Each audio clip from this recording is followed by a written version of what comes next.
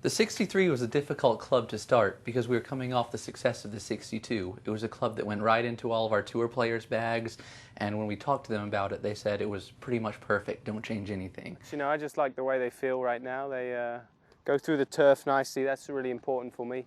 The nice rounded camber on the top of the club, and yeah, they've done pretty well for me. It's got a good flight. You know, it's nice and high, but it's still going through the wind. We wanted to make something that is more forgiving and actually feels better.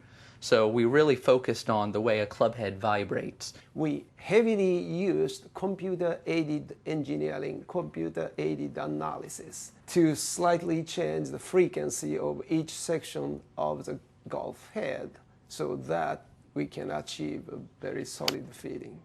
What we designed the diamond muscle for, the shape you see on the back, it lets the head vibrate a little bit differently. So based on all of our sound research, the way the head vibrates translates into how you're going to feel and what the club's going to sound like. And by reinforcing it with the diamond, it's a really weight-efficient way to keep a solid feel, but also add a little bit more forgiveness to it.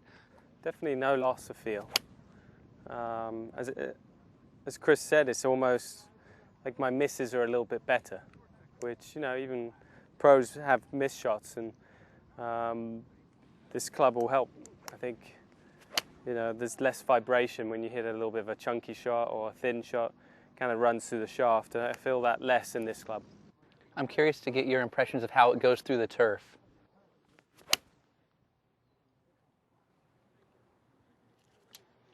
Well, it seemed to go through pretty well.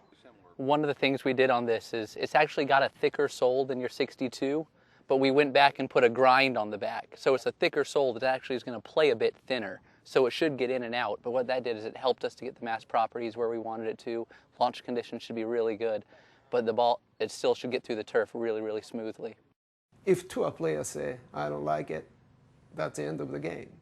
So we are quite had a confidence these new MP-63 should satisfy those tour level players. Mizuno irons I've always loved because of the feel and obviously the look. They look great.